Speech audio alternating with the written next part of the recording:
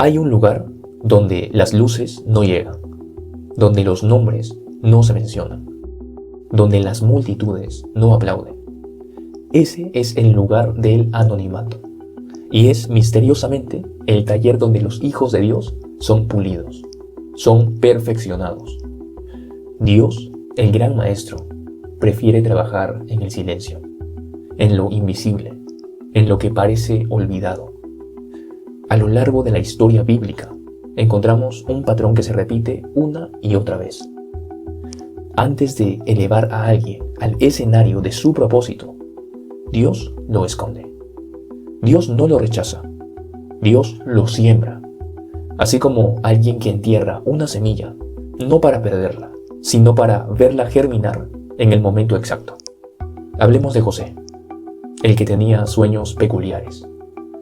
Todo comienza con un sueño celestial, pero pronto se convierte en un valle de sombras. José fue arrojado a una cisterna por sus propios hermanos. Fue vendido como esclavo a desconocidos. Fue calumniado, echado a una cárcel egipcia. Nos preguntamos, ¿eso fue un castigo? No, se llama proceso. Dios no había abandonado a José. Lo estaba perfeccionando, lo estaba formando en la sombra del anonimato, sin multitudes que lo celebraran, sin reconocimiento humano. José cultivó la intimidad con Dios. Aprendió a administrar con excelencia en lo escondido, a servir sin esperar aplausos, a interpretar sueños que no le beneficiaban, pero que salvarían naciones enteras.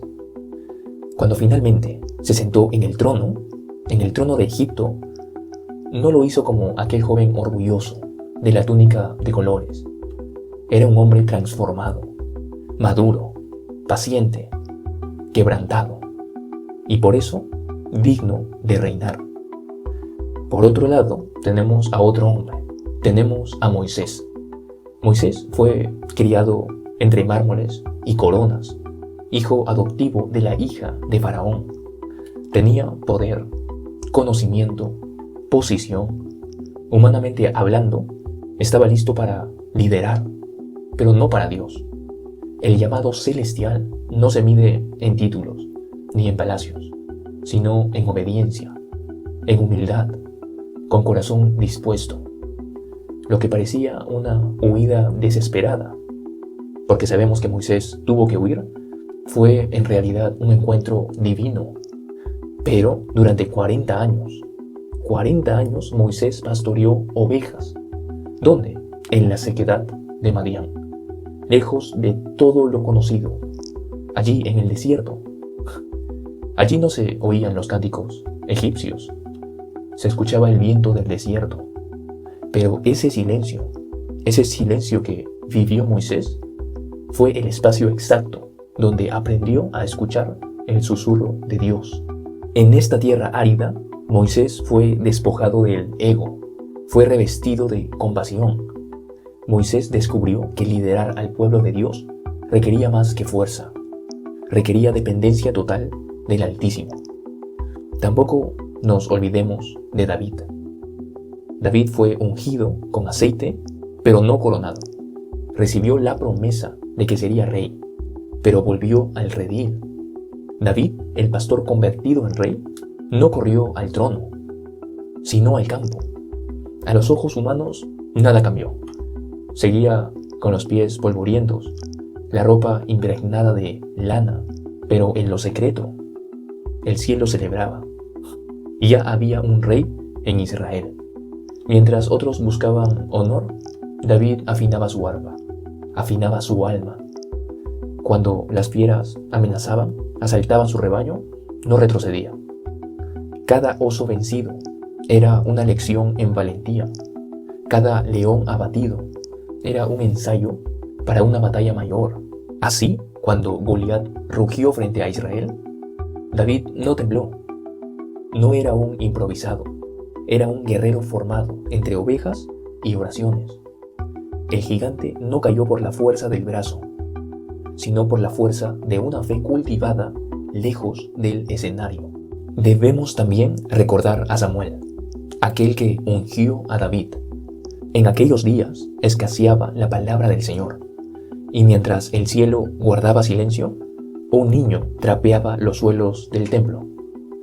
Samuel no llevaba corona, pero Dios lo había elegido de antemano como su megáfono en una generación oscura, apagada. No escuchaba a las multitudes, sino a Elí. No dirigía ceremonias, pero él mantenía encendida la llama del altar. Esa fidelidad, en lo mínimo, lo convirtió en candidato para algo glorioso. Y entonces sucedió. El silencio se rompió. Una voz lo llamó por su nombre, no desde la puerta del templo. Lo llamó desde el mismo cielo. Y Samuel respondió: «Habla, Señor, porque tu siervo escucha». Aquel niño que obedecía en lo ordinario fue levantado para traer dirección. Fue levantado para traer dirección en tiempos oscuros. No fue el grito lo que abrió los cielos, sino el silencio en lo invisible. Algo similar ocurrió con el profeta Jeremías. Antes de que respirara, antes de que él naciera, Dios ya lo había señalado. Antes de su primer paso, Dios ya lo había apartado. Pero su llamado no brotó con fuerza, sino con temor. Jeremías no fue un joven audaz, fue un joven inseguro, tartamudeante ante lo inmenso del encargo celestial. Pero Dios no busca oradores perfectos, expertos, sino corazones disponibles. Y eso sí tenía Jeremías. En lo privado, Jeremías fue formado como un vidente espiritual. Aprendió a no ver lo que los ojos naturales perciben, sino lo que el corazón de Dios siente. Dios no lo preparó para una misión fácil, sino para una resistencia profética. Una resistencia profética. Lo sembró en una época hostil, en una época enemiga, no para gritar más fuerte, sino para hablar con autoridad nacida del quebranto. En lo oculto, Jeremías se convirtió en un faro, no para brillar con luz propia, sino para reflejar la luz incorruptible del Altísimo. Me encanta también la historia de Daniel, el joven que fue llevado cautivo a Babilonia. Babilonia no solo quería su talento, quería su alma. Le cambiaron el idioma, el nombre, la dieta, la cultura, pero no pudieron tocar su convicción. Daniel fue arrancado de su propia tierra, siendo apenas un joven, y arrojado a la maquinaria cultural de un imperio que devoraba identidades. Mientras muchos se adaptaban, él decidió permanecer puro, mantenerse puro, aun cuando nadie más parecía mirar. Su negativa a comer la comida del rey fue más que un asunto dietético. Fue una declaración silenciosa de lealtad a Dios en medio de una tierra extraña. En lo privado, Daniel fue forjado como un roble inquebrantable. Rodeado de opulencia y presión, aprendió a vivir sin contaminarse, a destacar sin rendirse. Y esa fidelidad silenciosa fue tan poderosa que lo sostuvo en fosos de leones y en salones de reyes. Hasta ahora hemos hablado de hombres, pero ¿qué hay de las mujeres que también han sido usadas por el Altísimo? Tenemos a Esther, que no era una guerrera, ni una profeta, ni una heredera. Era una huérfana judía, desconocida en un imperio que no temía borrar nombres. Y a pesar de todo, Dios la puso en la antesala del trono. Durante 12 meses, Esther pasó por un proceso minucioso. Fue preparada.